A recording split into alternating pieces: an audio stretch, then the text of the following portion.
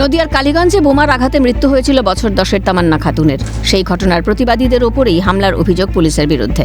জানা গিয়েছে, নিহত তামান্নার জন্য বিচারের দাবিতে সোচ্চার হয়েছিলেন তারই প্রতিবেশীরা। অভিযোগ, মঙ্গলবার গভীর রাতে পাঁচিল টপকে বাড়িতে ঢোকে পুলিশ বাহিনী। সেখান থেকে গ্রেফতার করা হয় ঈদ মোহাম্মদ শেখ ও সাদ্দাম শেখ নামে দুজনকে। গ্রেফতারের কারণ জানতে চাইলে পরিবারের সদস্যদের গালিগালাজের পাশাপাশি মারধরের অভিযোগ ওঠে। মহিলাদেরও শ্লীলতাহানি করা হয় বলে অভিযোগ। ঘটনায় এক নাবালিকা, 4 মহিলা সহ মোট 9 জন গুরুতর জখম হয়েছেন। আহতরা পলাশীর মীরা প্রাথমিক চিকিৎসা কেন্দ্রে চিকিৎসাধীন। পাশাপাশি পলাশ ফাঁড়িতে বিষয়টি জানাতে গেলেও অভিযোগ নেওয়া হয়নি বলে অভিযোগ। যে পুলিশ আমাদের যারা ওখানে কর্মী সমর্থক গুরুত্বপূর্ণ নেতা আছেন তাদের বাড়িতে ঢোকে এবং তাদের বাড়িতে ঢুকে তারা হুমকি দিতে থাকে। বাড়ির মহিলারা বাধা দিতে গেলে তাদের উপর অকথ্য মারধর। 9 বছরের একটা বাচ্চা মেয়ে, তাকে হচ্ছে বুটের আঘাত দিয়ে লাঠির বাড়ি দিয়ে পেরে মেরেছে। হ্যাঁ, এরা তো বিভিন্নভাবে এরাই তো তামান্নার খুনের সাক্ষী। প্রতিবাদী সোচ্চার হয়েছে, লড়াই করেছে।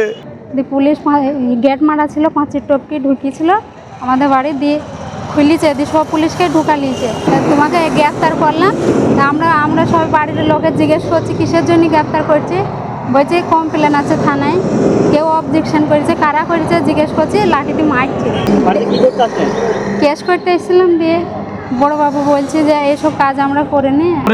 আমার বোনকে, আমার ভাইকে, আমার চাচাতো ভাইকে, আমার ভাইজিকে, আমার একটা বড় ভাইজি আছে 16 বছর মেয়ে, তাকে ধরে চলছে, ধরে গোমাগুম তুলে তো শুরু করে দিল।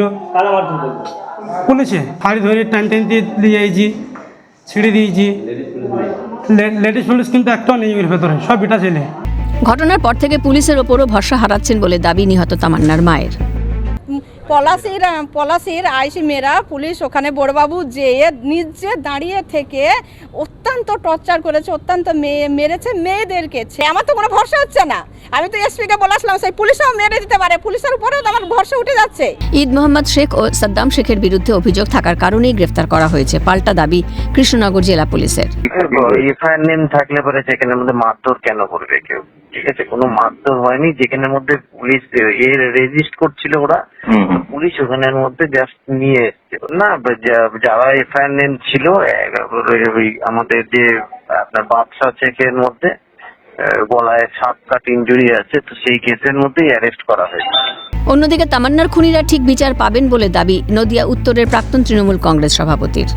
দেখুন, এই বিষয়টা আমি আপনার কাছেই শুনলাম, কাজেই এই বিষয়ে পরিষ্কার পরিচ্ছন্ন বার্তা পুলিশই দিতে পারবে যে আমাদের সরকার বা আমাদের দল সবসময় ন্যায় বিচারের ক্ষেত্রে 0 টলারেন্স, এবং খুব স্বাভাবিকভাবেই পুলিশ তদন্ত করে প্রকৃত দোষীদের দৃষ্টান্তমূলক শাস্তি দেবে। প্রতিবাদ করলেই কি জুটবে মার? রাতের অন্ধকারে বাড়িতে ঢুকে কেন মহিলা সহ নাবালিকাকে মারধর পুলিশের?